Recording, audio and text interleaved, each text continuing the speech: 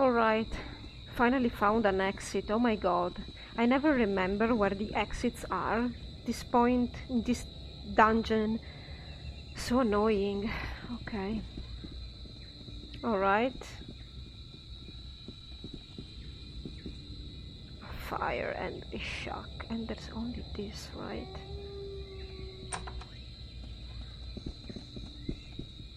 Hello? What do you want of me? I did not choose to live on this island for its ambience. I chose it so I wouldn't have to entertain fools. Leave me be. Well, calm down. I'm not here to bother you. I'm looking for a grave. We are looking for a grave. That is quite the fool's journey just to find someone's dead body. I'm afraid to ask, but whose grave would you be looking for? Why are you afraid to ask? I'm afraid to ask, because I know the answer. Okay. There's only one reason any fool would risk his life to come here, and that is to search for the great Nasrudin. Well, you're right. We are looking for his remains. Ah, searching for the great Nasrudin. Ha! The great Nasrudin. What was so great about him? Damned fool, if you ask me. Well, Mr. Dixon doesn't really know anything about Nasrudin, and he doesn't really believe in the Panari religion, so I guess Mr. Dixon would not care if his opinion of Nasrudin is bad. Seem fairly bitter towards the old chap. Yeah, I mean, whoever said that Nasrudin was a good person, ever? I mean, nobody knew him. I mean, some people knew him at some point, but it's not like the Panari, the modern Panari knew him, you know. What? How dare you, old man? Do you have any idea who you're talking about? Nasrudin was the wisest and most benevolent elf in the history of Arcanum. He saved us all, and that includes you. So I recommend you keep your comments to yourself. Well, Virgil, we don't know that.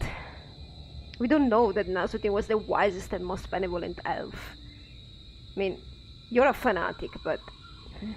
Oh? And you think you know about Nasrudin, young man? Who are you to tell me about that old worthless elf? He's a fanatic. Worthless? Why, I ought to... No, I'm not going to sink to your level, old man. Nasrudin would have had more patience with men of your kind, and so will I. I don't have to defend him. Can we get over this, please? Oh, of course you don't have to defend him, young man. Oh, God. The old elf was completely incorrigible. There's no defense whatsoever for individuals of such low character as he. You've chosen well not to waste your words on the likes of Nasrudin. Okay, now let's please talk about the grave. You're testing my patience, old man. Another bad word about Nasrudin, and it might just be the last one you say on both feet. Do we understand one another? No, Virgil, you will do nothing of the sort. He's entitled to his own opinion, whatever that is. Your robes? They remind me of someone I once met many years ago. I can't remember the young man's name, but he was part of some religion. The Panari, I think it was the called. Panari. Are you also of the Panari, young man? Yes, he is. Yes, I am of the Panari. I am Virgil, a new acolyte, but strong in my beliefs. Who are you? Yeah, who are you? You call yourself one of the defenders, and you don't know who I am? Virgil? Oh my. Master, please forgive me. I didn't know. I mean, I thought you had been reborn. Greetings, great Nasrudin. What?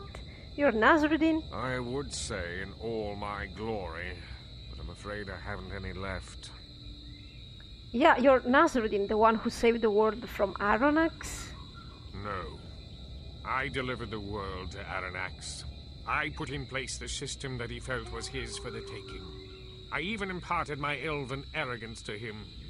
I must bear full responsibility for his actions. Well, alright, if you think so.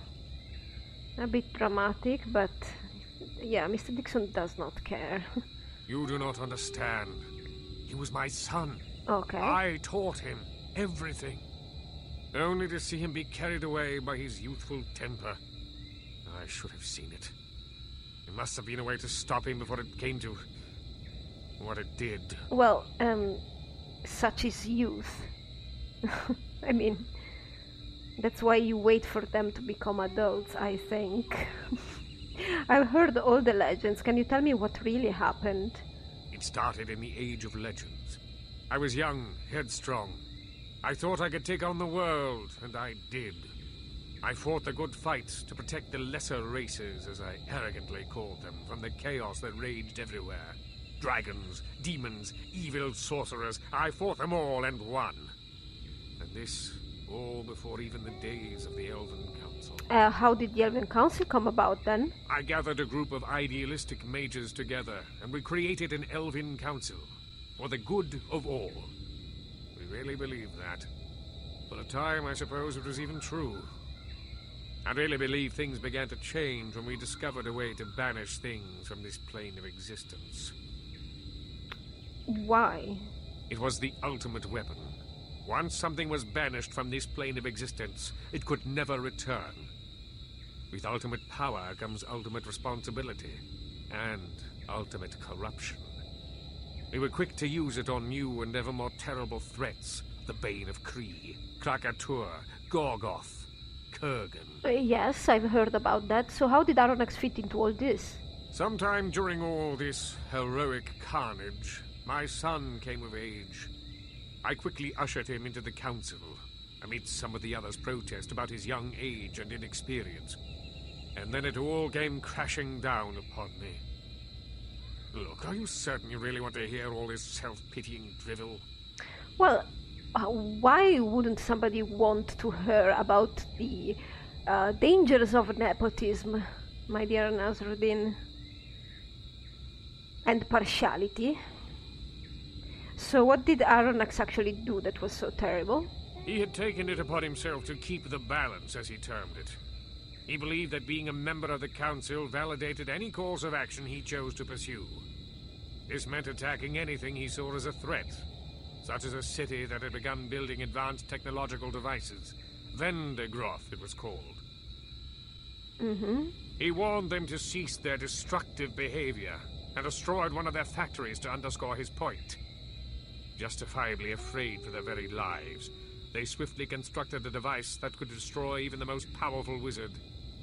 He responded by calling on forces that few of us had ever seen, and wiping not just the city, but the whole province of Vendegroth from the face of Arcanum with one blow. Oh yeah, that's why that region is all a waste, a gigantic waste, probably.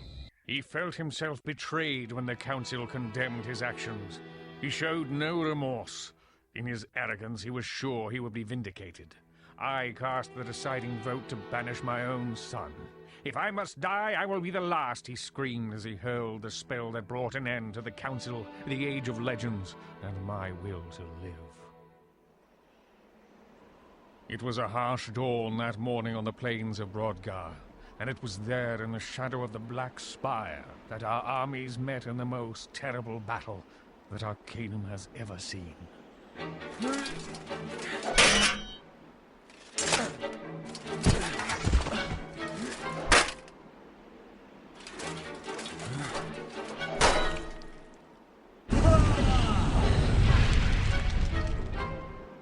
As the sun set, only 4 of us were still alive to witness the destruction we had brought to pass. I found Aronnax among the corpses of our decimated armies, and it was there that I condemned my own son to the void.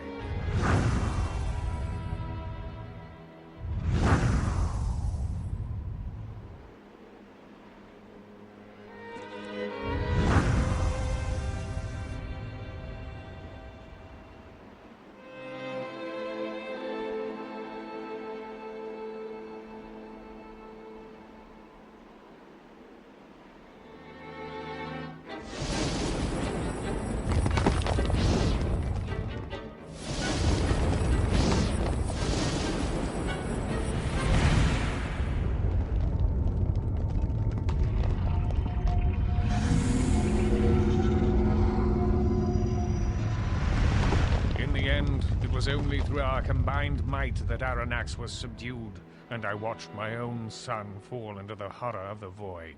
But such was the fury and power unleashed by this conflict that the very fabric of reality was torn asunder.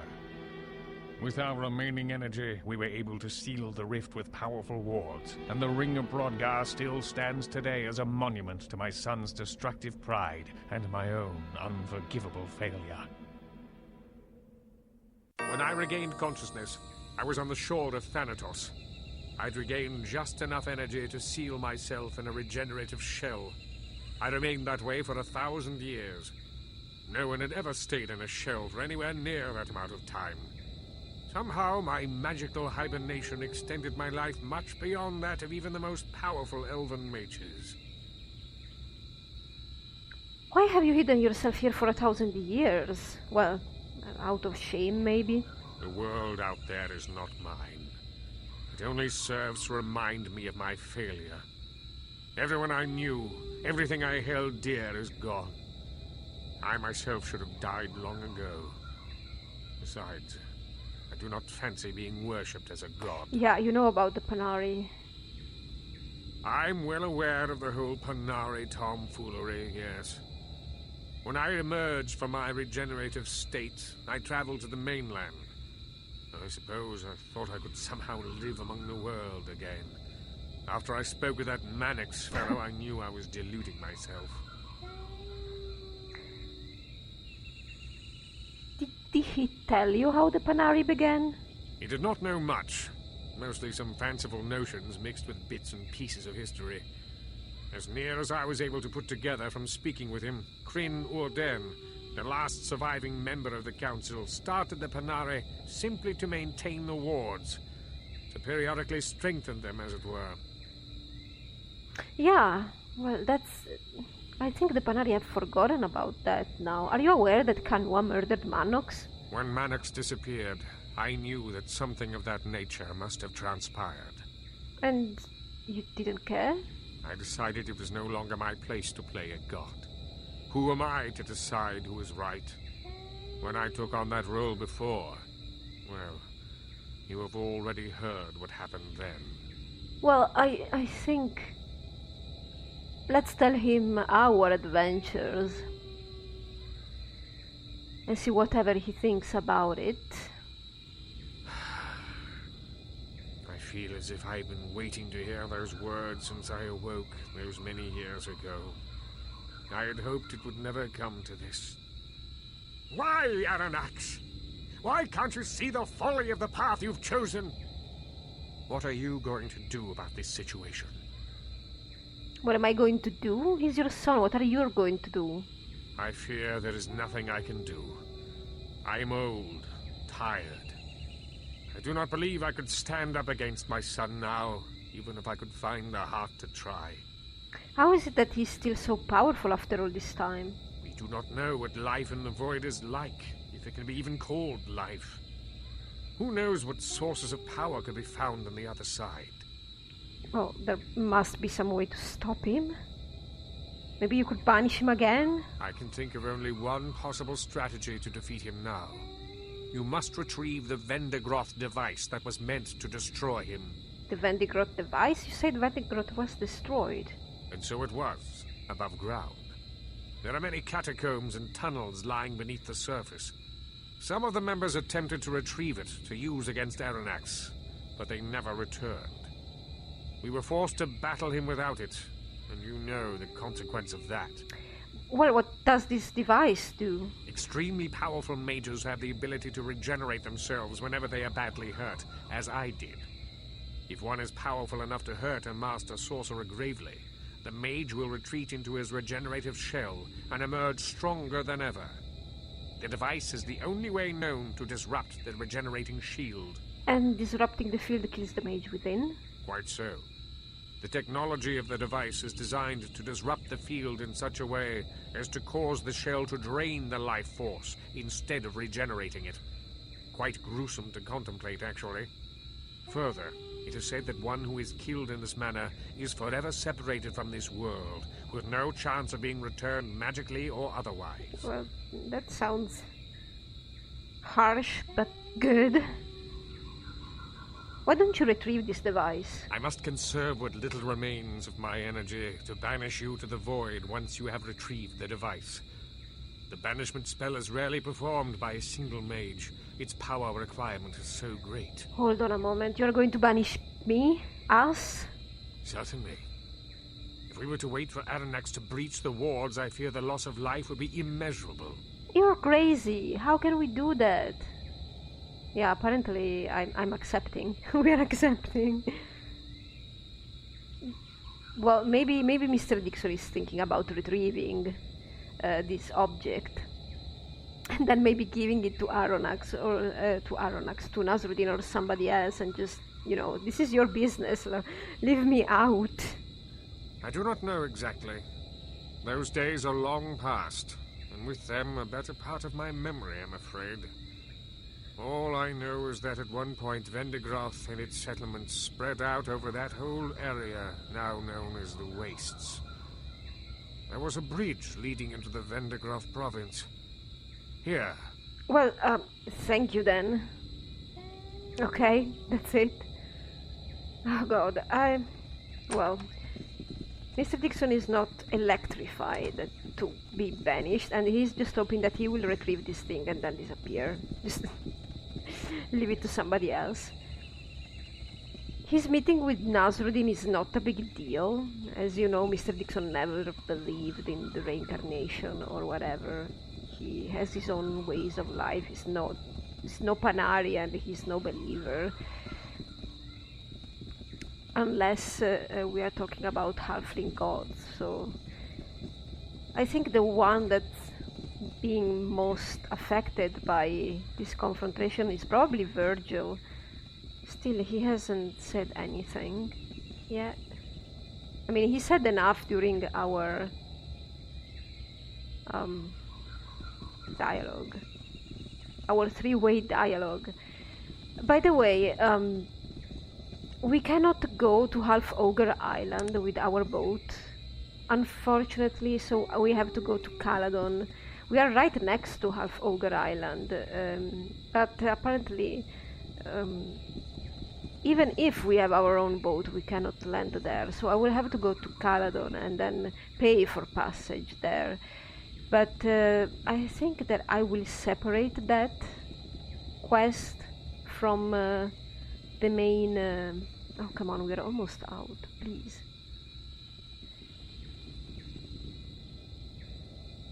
Yeah, we will. I will separate that part, that particular quest, because I don't.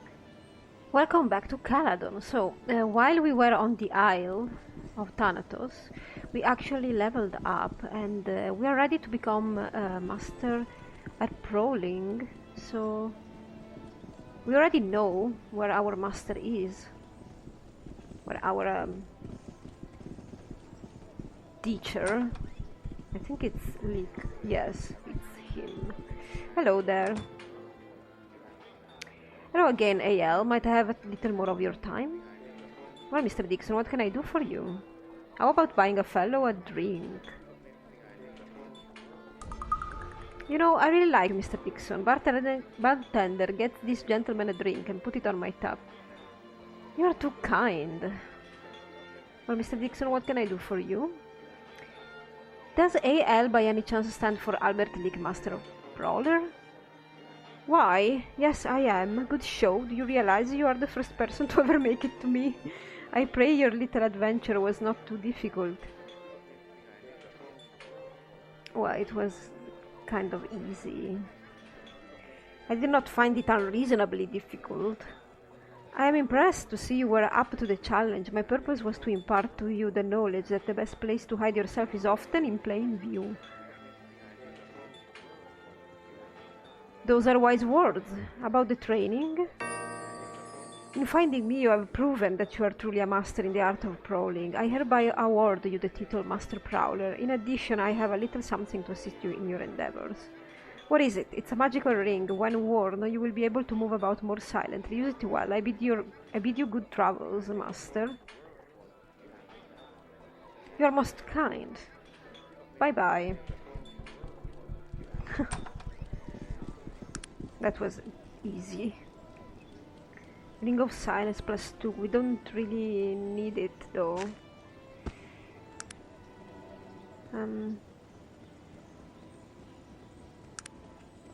Oh yeah, we are drunk. Drunk. I mean, we drank one glass, and this is what happened. Okay, fine. I'm going to sort out my inventories now. We are done. I'm done with the inventories and everything. I identified what we had, and there was nothing really interesting. So fine. Now we have to basically get to Vendigroth. We are at that point. So the conclusion of the Half Ogre Island quest will be separated. You will see another little video for it. And now, oh no, that's not my boat. And now we are going back to, well, we are master prowlers now. So maybe we should go back to Tarant and use our prowling to do a couple of burglaries and then get to Vendigroth, really. We are back in Tarant, me and my one-piece crew that can that can apparently man the boat. How many are we? 7 are we in total? Well, should we count the dog? Oh well. So we are here because I remember there being something we need to do here. We will wait for the night and the guys will drink and whatever, and we will see how our prowling works. We are here in the dark of the night. I will leave my companions to have a drink or something. Of course, sir. And we are going to burglarize Tarant. Sure, I'll do it right. Actually, it is done. Let's see how our prowling works. So we need to get in here. Being night or day. Go away. Being night or day. Hello, Dolly. Doesn't really make any difference, but still.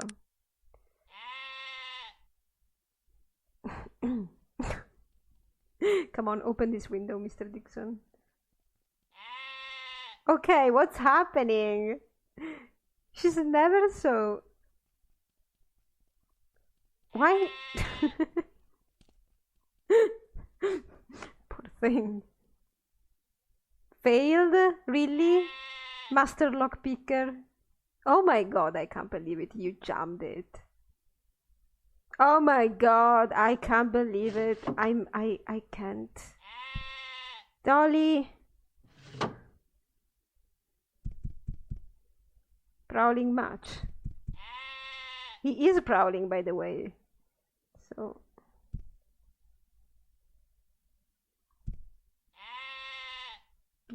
Calm down. Oops, trap. That she didn't notice that trap. Of course, nothing happened. Oh my god. A bracelet? Are you kidding me? Oh my god. That was the stupidest. Well, I tried to make it look realistic, guys. I hope you appreciate the try. Now we are going directly to sell this stuff, I suppose. Right there in the market. Hey, no, I need to talk with your friend, other friend. Here, this one. I have Cassie's jewelry. 500 coins. Oh, well, fine. Now I'm going to the station to see if our lady that gives us quest has, by any chance, thank you, Virgil, or whoever was it, more quests for us to do. Hey, lady. Anything happening?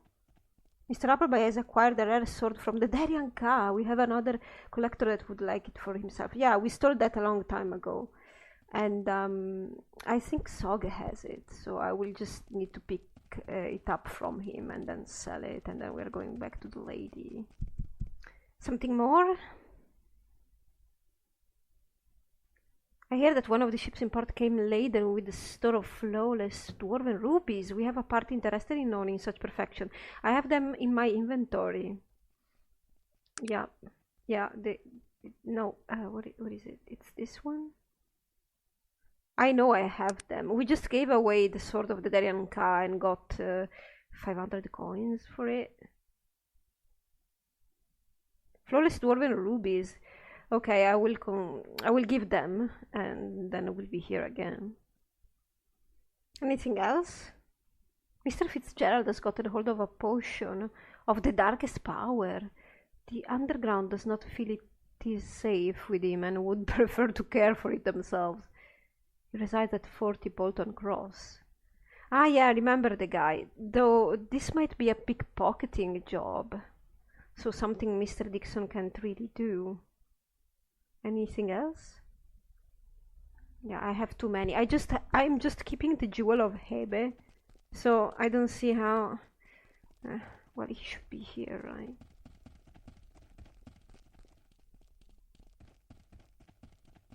Yeah, that's where... this is where he lives. So maybe... I don't know if he is awake, but I will try and see what happens.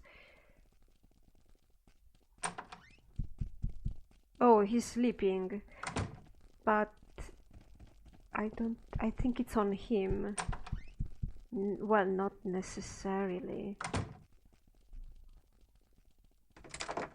Trap that nobody... Oh my god, hallucinate. See contents. Unlocking cantrip. You know what? We are taking everything. Mr. Fitzgerald potion of dark power, whatever that is. You cannot use it. Hallucinate.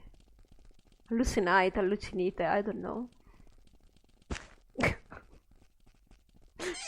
Whatever that is. Oops. He's not hearing the traps though, so that's pretty pointless. Nope. That was a ghost. Definitely a ghost. Alright then. Hey you. I retrieved the potion of darkest power. 500 gold coins only? Hey Halfling lady. Anything more? It is said that one of the vagrants over at Poon's has gotten hold of a lucky medallion. There are many that would pay highly for such a trinket. Is that pickpocketing? Because if that's pickpocketing, that's the last job we have on our list. Because I either have to give the Jewel of Habit to obtain another quest, or yeah, we're done. Well, we could go to Cree and steal the idol. I think that's something, that's one of the major burglarizing missions, burglarizing stealth missions. We could do that with our full prowling now. We just basically get in there and get out. I would probably do it. Alright, this is Poon's flop house. It's exactly the place that I thought it was. I don't think there are chests in there.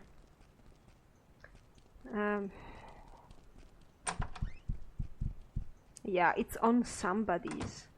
So this is a pickpocket thing. Unless it is in that barrel, that locked barrel.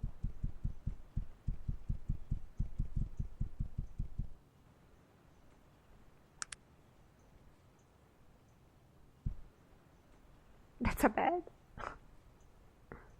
Yeah, I don't think we can get there without being noticed. Still, as masters of brawling, we should be able to. We have a perilous prowling state.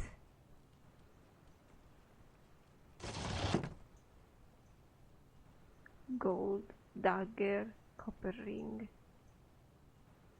There is nothing I would think interesting in here.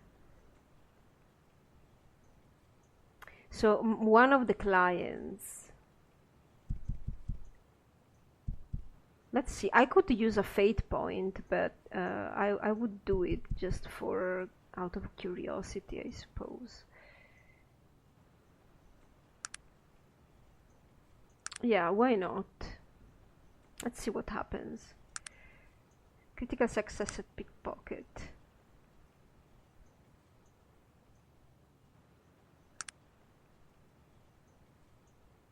That's not him.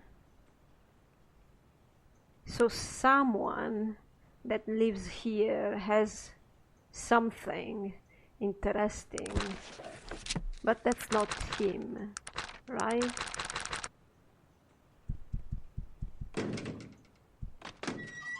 Yeah, inconspicuous Mr. Dixon, right? I think we can move on. I don't think we're going to pickpocket. We are going to Cree and see what we can do there.